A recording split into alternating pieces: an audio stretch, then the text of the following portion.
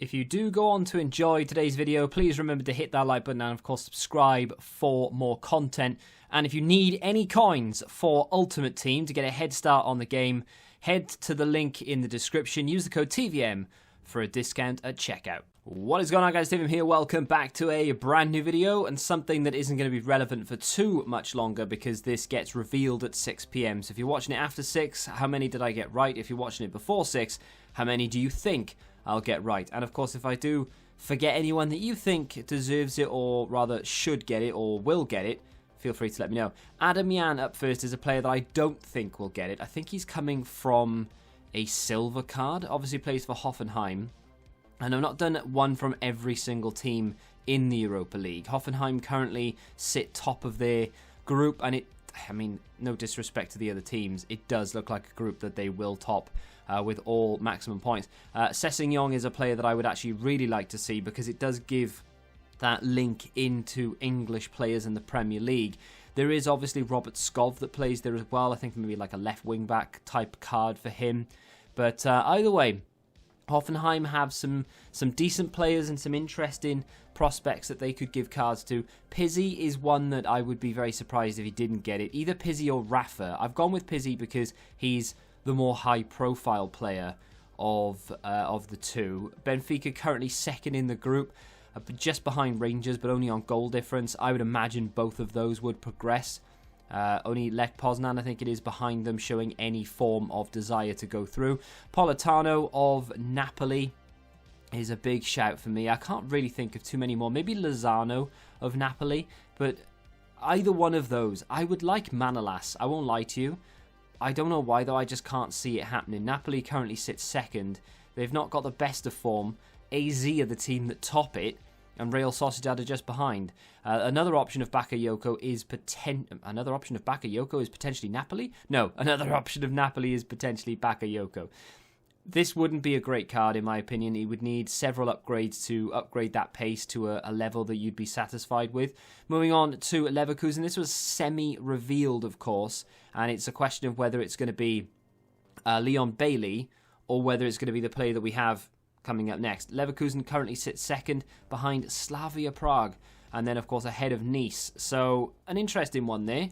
No one really expected Slavia Prague to be top of the group. The other player, of course, is going to be Diaby, and the pace was revealed. 95 pace. It could be either one of those players.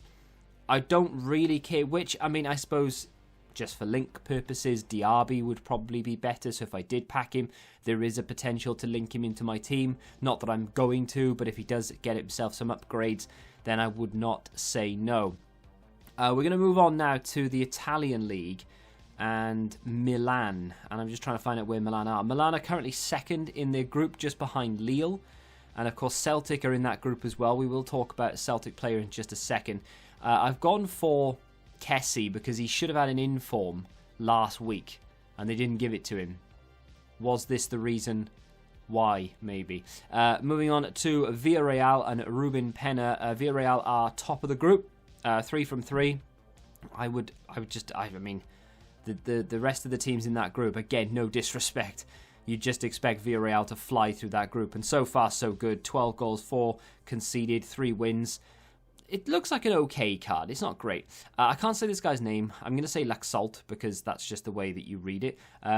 Celtic are currently bottom of Group H. Now, I'm not going to rule them out completely because you never know in football, right? Atalanta were bottom of the group this time last year and they ended up going through.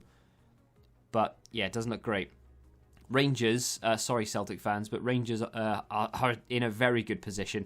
They are currently top of Group D, albeit on goal difference, but they are still top. They do look like they are good enough to go through. Tavernier is a player that could potentially be the player. The other one, and I hope this doesn't happen because it would be a little bit boring because it happened last year.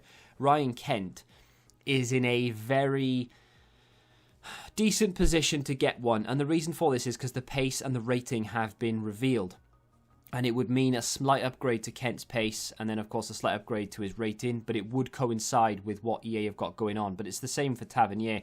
Roma and Pellegrini currently sit top of Group A. Young Boys, Cluj and CSKA Sofia in that group, and none of them look like finishing top ahead of Roma. So I've gone with Pellegrini. Suarez of Granada. I've got to go down and try and find where they are. They are top of the group right now. PSV in that group, underperforming, I would say. But this Suarez card looks, for an 80 rated, I mean, that looks insane. That looks actually ridiculous. Let's move on to Sociedad. Now, they are currently third in their group behind Napoli and AZ, but they're all level on 6 points, so who knows what's going to happen there. This would be a phenomenal card, though. Look at the dribbling, the shooting, the pace, the passing, the physical, all are above 80. The only thing he's lacking is defending, but he's a right wing, so who cares about that? That looks like a great card. I love the base version as well. Sanchez of Spurs. Now, I do have 2 Spurs options for you, because there are plenty of players that they could go for. Spurs currently sit top, but only on goal difference. 3 of the 4 clubs in that group have 6 points. Ludogorets are the team that sit bottom with nothing. Sanchez is a meta card this year. He's used a lot, so there is potential. I would love Lo Celso to get a card because he kind of half fits my team, but not really. But yes, he does at the same time. It's a weird one.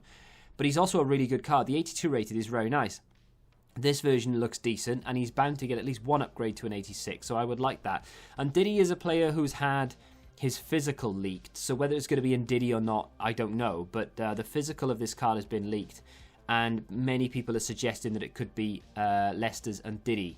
They currently sit top of the group, 9 points, only conceded 1. They look like they're going through. That would be a good card and get a nice upgrade as well. Next on the list, Renato Sanchez, maybe? I mean, a lot of people suggesting that it could be some other players.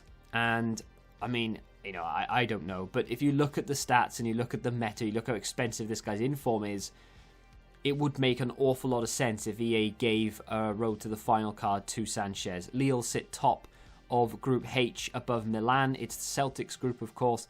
They look good.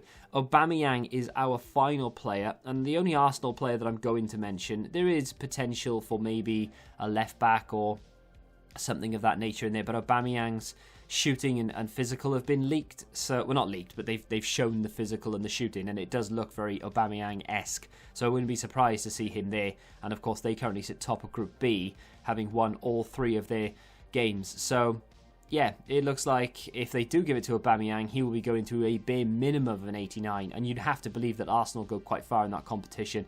That could be a good one to pick up. That's a very quick, brief prediction. I'm hoping we get an objective, I'm hoping we get an SBC, and I'm hoping all these cards just go into packs, and maybe they give us a Team 1, Team 2 situation like they do with the Champions League.